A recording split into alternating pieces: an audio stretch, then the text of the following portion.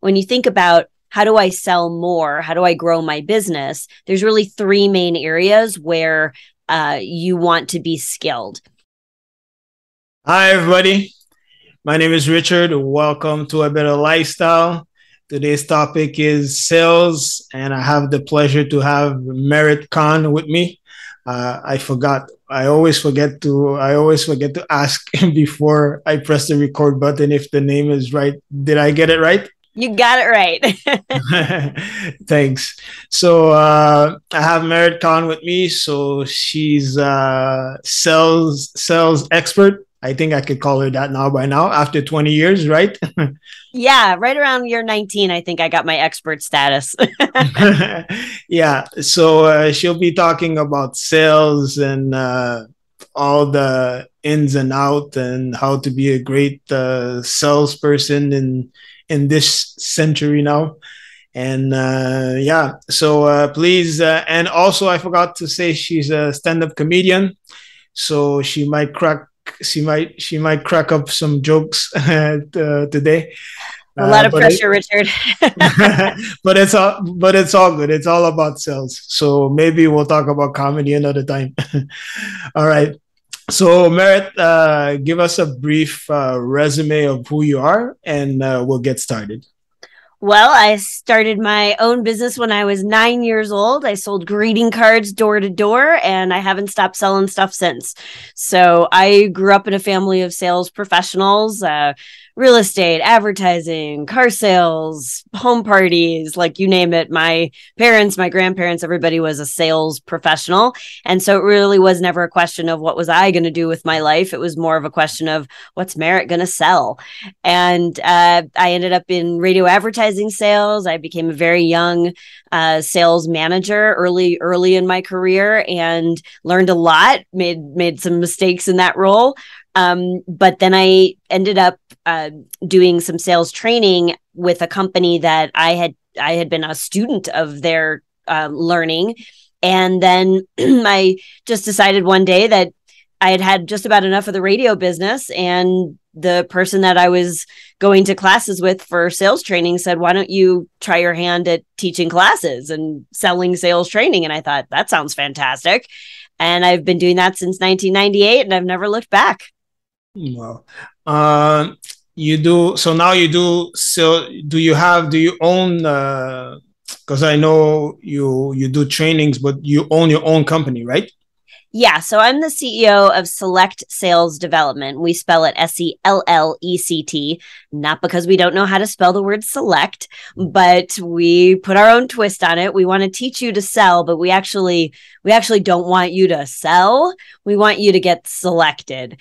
And so our core philosophy for our training, the training division of my company, is really all about how can we help you ask good questions, set yourself up, use your expertise to really ask the best questions and serve your clients so that they freely select to do business with you rather than feel like you're pushy and aggressive and salesy.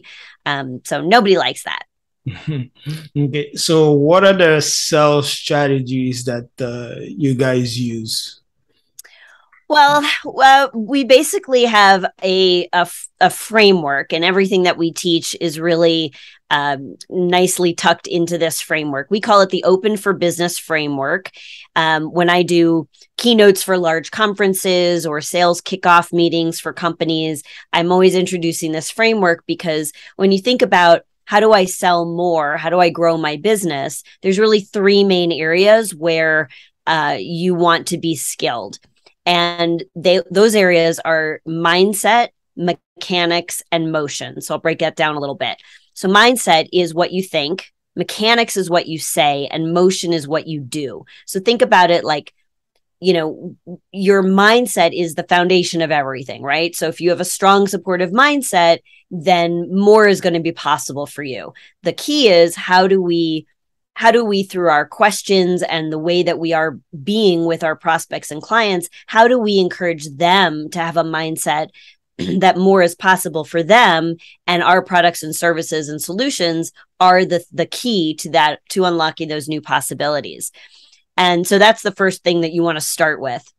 And then we get into the mechanics of selling. And I think of mechanics, and we call it mechanics because it's really like your toolbox. So it's everything that you've learned to say, how you answer objections and questions, and how you set expectations, and how you would do your presentation of your solutions, and how you make sure your deals stick. And it's all of those things, the mechanics of the thing that you are an expert in. And then there's motion, which is everything that you're doing to be in consistent motion to continually grow your business, make sure you're in front of prospects, the right kinds of prospects, with the right messaging at the right times, and that you're always doing some sort of prospecting activity. So you're not on that roller coaster ride that so many sales professionals and entrepreneurs find themselves on, because they're doing the work and then they're so busy doing the work that they don't have time to get more work. And then it's feast or famine. And I like to get my clients as quickly as possible off of that kind of a cycle. Okay. Do you guys do content marketing?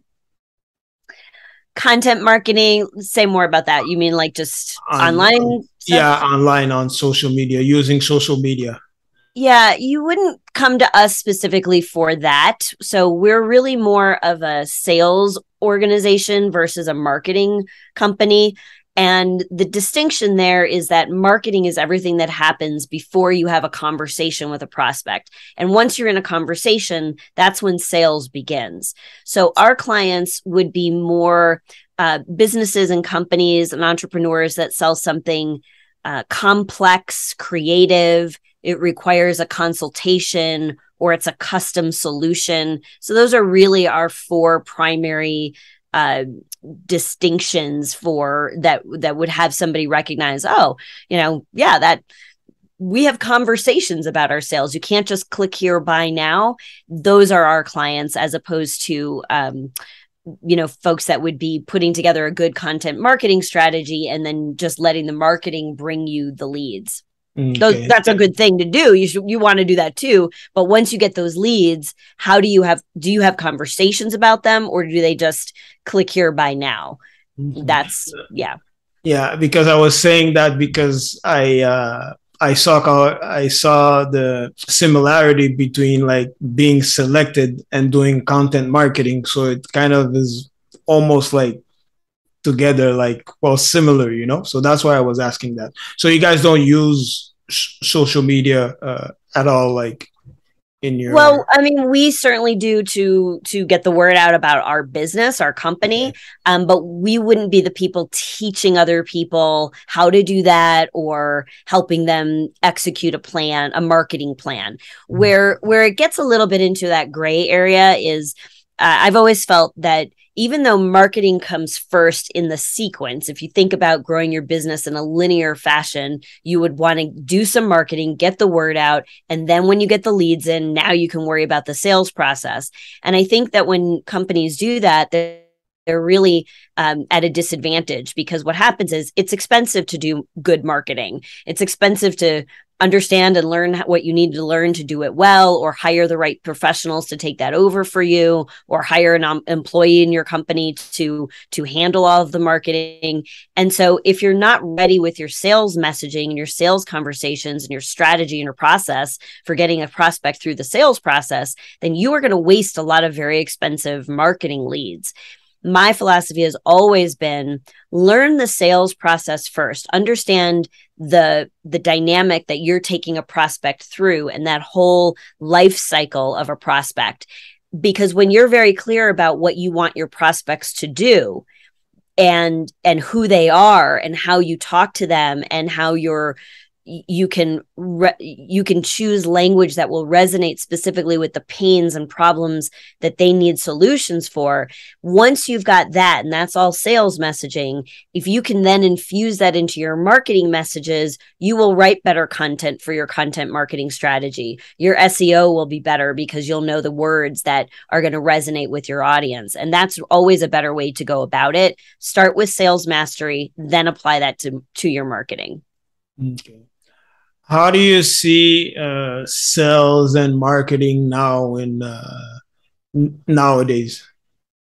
In general. I still see them as very distinct disciplines. And I do I also think that there's overlap, marketing.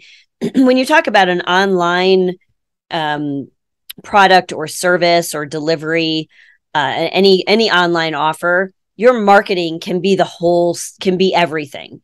The marketing can find the leads. It can, with the right messaging throughout your marketing, you can convert those leads into sales. So in today's day and age, with everything that you are able to do and complete online, marketing could handle all of that. I also do think that, unless you're selling something that is more of a commodity, there is always going to be an art and a need for an expert, particularly when it comes to the categories I mentioned before. My clients are, they sell very complex custom solutions. They have to really understand the prospect's challenges and pains so that they can help that prospect create the right solution for that problem. And for that reason, as good as their marketing is going to be, it's not going to generate the business in the end. They're going to need somebody to have that conversation because it's a custom solution. And that's where I think I've always played with in my business in terms of, professional service providers, manufacturers. There's so many different categories, but service providers professional services has always been a very good category for my clients, because you can't buy professional services. You wouldn't want to buy professional services from somebody that you haven't had a conversation with. Okay.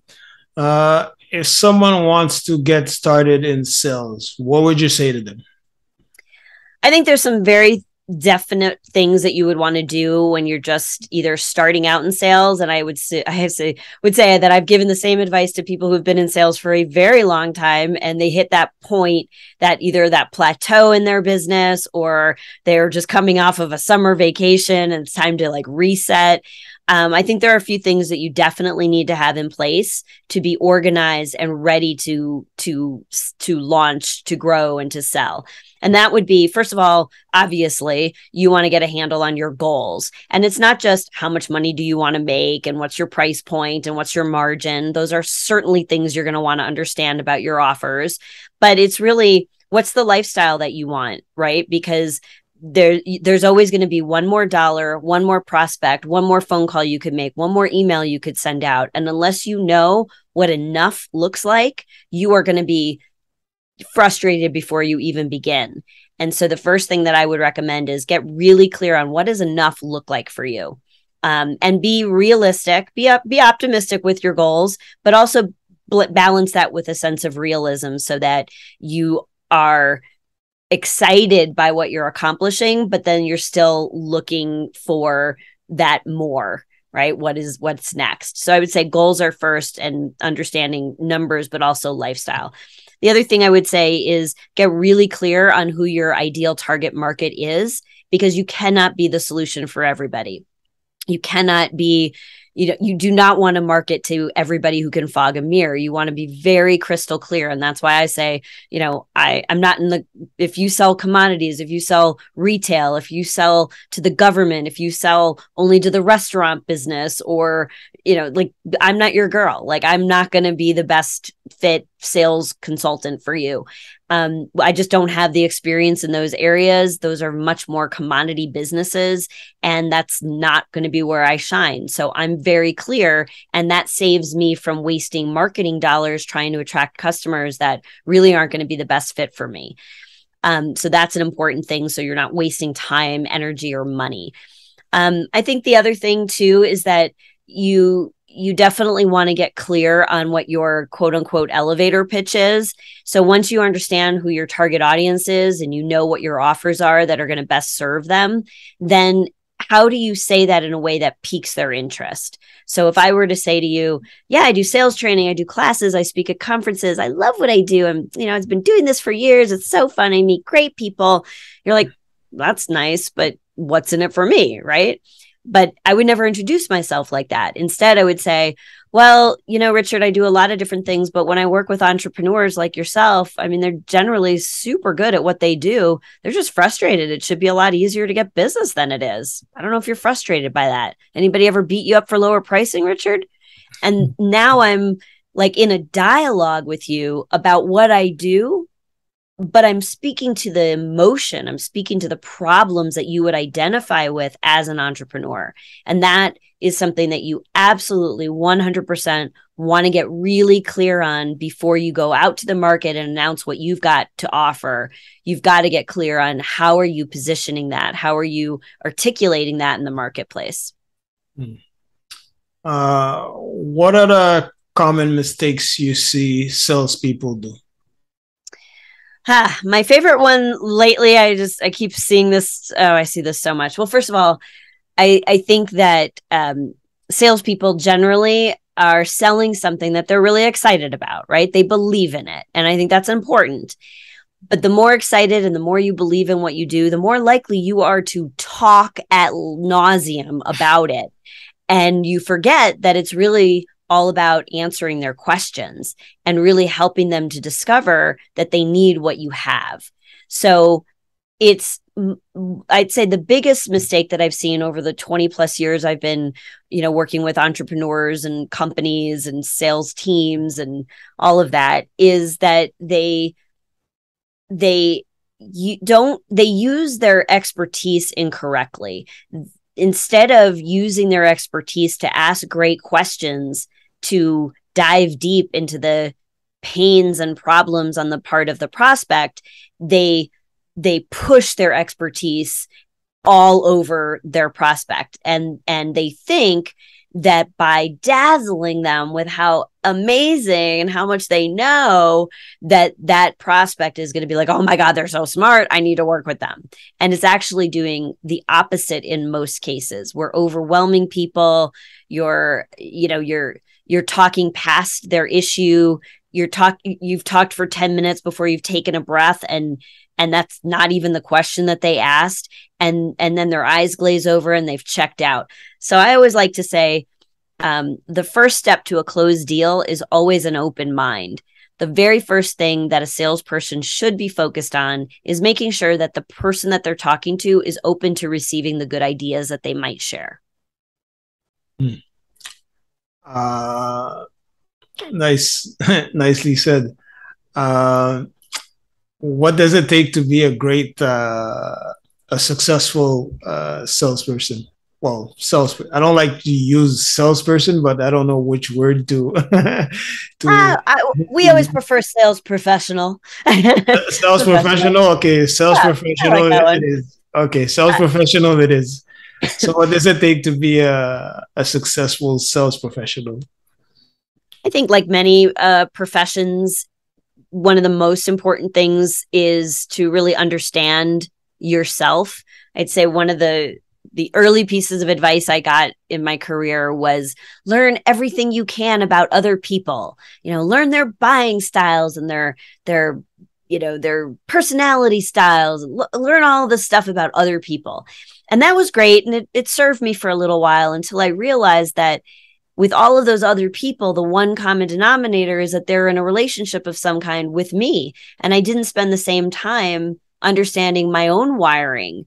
I was so busy focused on how can I pick out if you're a bottom line person, or you like stories, or you're highly analytical, so that I can adjust. But I didn't really spend the time really getting to understand how I was wired.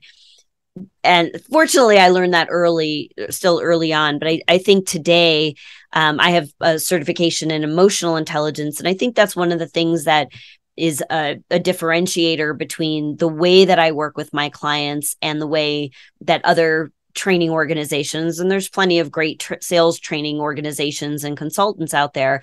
But I've learned over the years how important it is to meet someone where they are, not just in terms of the skill sets that they have in sales, but also in where they are in an emotional intelligent way. So I'll give you an example. And I know we're all over the pandemic example, but it is a universally shared experience. It does make for a good example.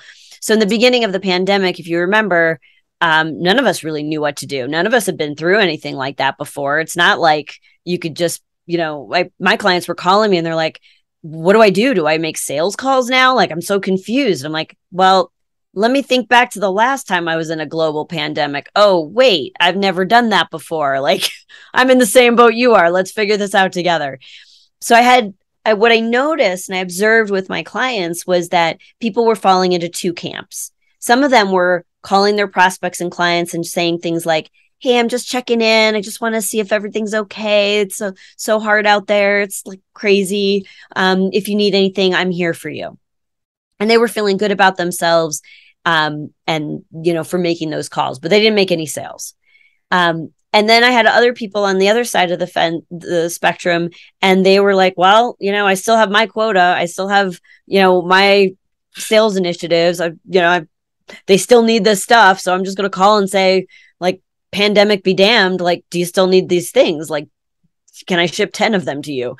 And I realized that neither one of them is going to be very successful, not, in a pandemic situation for sure, but even in regular everyday marketplace, those two strategies are at odds, and they point to strengths, but maybe overdoing it in two very different emotional intelligence attributes. So the folks that were just calling and checking in, they're very high in empathy, but they might be very low in assertiveness. And on the flip side, the folks that were just calling, regardless of what was going on in the marketplace, were very high in assertiveness, but very low in empathy. They obviously weren't putting themselves in anyone else's shoes. So really the answer is in balance of the two. You want to be, of course, empathetic to other people, but you also want to be assertive if you've got a solution that can really help people. So what I began to notice and how I coached my clients through that very challenging time was to say, look, let's get the language so that people have an experience that you are balancing empathy for them. We want them to feel that, not in a manipulative way, but in a genuine way. But we also want to present a solution that could really solve a problem for them. They're hurting right now. Like, if you've got something that can help, you're not doing them any favors by not talking about it. So we ended up somewhere in the middle, and it would sound like this. Hey, I just wanted to call and check in on you. It's crazy out there. And first and foremost, I want to just check in. How are you? How's your family? How's everybody in the organizations, or anything you need from me? Okay, great. With all the millions of things that feel so incredibly out of our control right now, are you open to having a conversation about the one thing that is within our control? And that is this solution that we had been talking about prior to everything going crazy. Are you in the headspace for that? And by doing that, you're demonstrating empathy, but also assertiveness. And that's really what strong sales professionals are able to do in any marketplace. But I think that's a good place to start. Know your emotional intelligence wiring, whether it's me or you work with another certified coach in that area. I think it's a really important body of work that really helps people understand how they can grow and help other people. If someone is struggling in sales and they want to, I would say that's two questions in one. If someone is struggling in sales and they want to grow their business too at the same time, what would you say to them? I think that it depends a lot on a number of factors. Number one, how do you learn best? Some people can pick up a great sales book and they can read it and apply things, and that's great. Other people need accountability structures or a buddy or a manager, colleague. And so that's another strategy. Some people learn by working with a coach. Obviously, that's going to be my bias. But, when it comes to finding the right coach, you want to certainly make sure that you're choosing somebody that understands your sales process. They're familiar with the structures and the tools that you use to track and grow sales in your business. I think, just the way that they would work together. Are they online? Are you meeting in person? Are you going to a 2-day boot camp? So I think there's a lot in, that we could pack into that question of, okay, you're sitting there, you want to get better at sales. What do you do? I definitely wouldn't, necessarily just do a quick Google search and do the first thing that pops up, but ask people, right? Like, find the good, productive sales professionals in your industry or in your market or, within your association. I'm always a big fan of being a member of your industry association. And a great place to go is the membership person within your association, because they likely know everybody and they'll know who good trainers and coaches are, who good speakers are. They can be a really good resource. And so, and certainly if you're listening to this, just pick up the phone, call me. There's a let's talk button on my website. Like, click it, book 15 minutes with me and let me see if I can help you. You might want somebody in your area. If I know somebody, I'm happy to make an introduction. So, but ask around. We'll have our information at the end of the recording and in the show notes. You've been in the industry for a long time now. What are some of the mistakes that you've made during your Wow, Richard, we don't have enough time to talk about all the mistakes I've made. just a few. Just a few. All right. I would say one of the biggest mistakes that I've made over the course of my career is trying to do all of it all by myself. I would say I spent most of my career sort of like as a lone ranger. I was literally doing everything.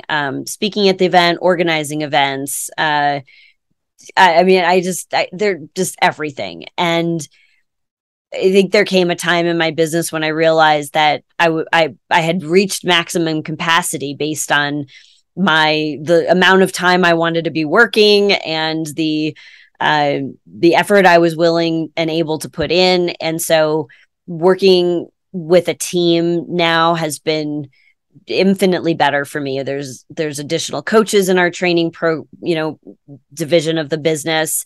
I spend a lot of my time on the road speaking at conferences, and work, doing very custom consulting projects for a few VIP clients that I have. And those take most of my time. So I really benefited from getting the right people on board to support the business and, free me up to do some of the other things. And some of that outsourcing was in my personal life, like someone to deal with the grocery list and the shopping and the cleaning and there's just so many things that I've been able to outsource in my personal life. I think you just want to look at, how you want your life to work, and then find all the areas that you're not really that great at and get rid of them, give them to other people who can do them faster, easier, and love doing them. And that was a big lesson for me. They say the US is in a recession. Some say not, but whatever. Well, if there are or not, what would you say to someone to how would they position themselves in that situation that the global economy is right now? Because if there's a recession or if we're in a recession, how would they position themselves? That was a great question, and that is on a lot of people's minds right now. So I think, now more than ever, it's really important to get to the heart of the issue for your prospective clients. It really, there may be things that are now on the back burner for them because other things are more pressing. The question then is, how are you positioned as one of the things that can't be put on the back burner? What is so important about the problem that you solve? What's the chain reaction of other issues that are going to be costly or difficult or painful for them if they don't solve the problem that you are a solution for now? So I think now more than ever, first of all, don't just go away and buy into, well, we're in a recession, money's tight, da da da. People will find incredible ways to fund projects they are personally committed to. So now more than ever, if somebody's going to give you the money or budget objection, you've got to, that's where a little empathy and a little assertiveness and balance goes a very long way. You've got to be able to hear them, but not buy into it as an excuse. Push into it a little bit, because I know in my business, it'd be easy for people to say, there's no money for sales consulting or training, or we can't pay our speakers now. And I'm like, really? Because it seems like now is when they're really hurting and they could really use an uplifting message that has some teeth in it that could help them be successful and effective in a more challenging time. Like, if you're planning a conference, what's more important, giving them that content or, the chocolate fountain at the conference? Like, the chocolate fountain isn't going to help them, isn't going to make them money, isn't going to make them be like, you know what, I got to go to this conference every year. But a good speaker who's got good content that hits them between the eyes, that leaves them, leaving that room saying, wow, I feel like I can make some stuff happen now and I am energized and I got my game face on. Like, if they can leave the room like that, and your event was the thing that was that turn the corner for them, find the money for the speaker.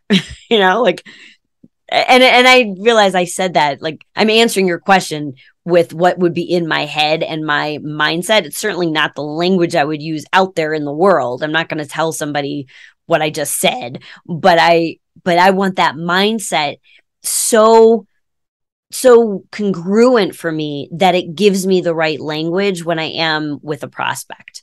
Okay. Last question. What everything we just talked about, what advice would you have, or what would you be your last words concerning everything we talked about?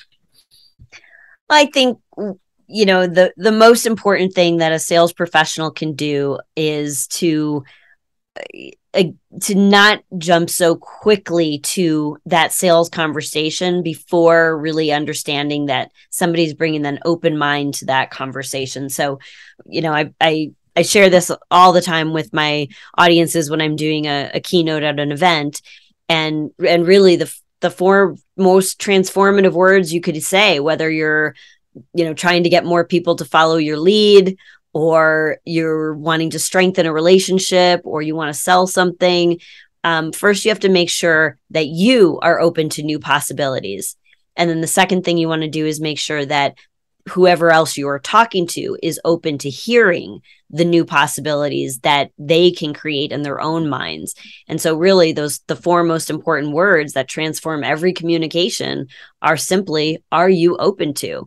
And it's a very different place to have a conversation from, because, if your competition is out there asking, are you interested in this? Are you interested in this? It's easy to say, no, I'm not interested in that, and still be a nice person. But most of us want to be identified as somebody who's open-minded. So it's very hard to say, nah, I'm not open to that. So set yourself up to have a good discussion, to be able to have your solutions and your expertise resonate with somebody by just asking, hey, are you open to this? Okay. Where can people find you on the internet or social media? Best way to find me is meritkahn.com/podcast. So MERITKAHN. And on that page, you'll get some free resources. You can opt in for a little newsletter thing that some sales tips that I'll send out every couple of weeks. And there's always a let's talk button on there, like I mentioned. So go ahead. Don't be afraid. I'm a real person. I answer my own phone. Like, it's all good. Book some time with me. If I can help you, I'm happy to do it. All right. Thanks, Merit. I wish we had more time. It was very pleasant, fun to talk with you.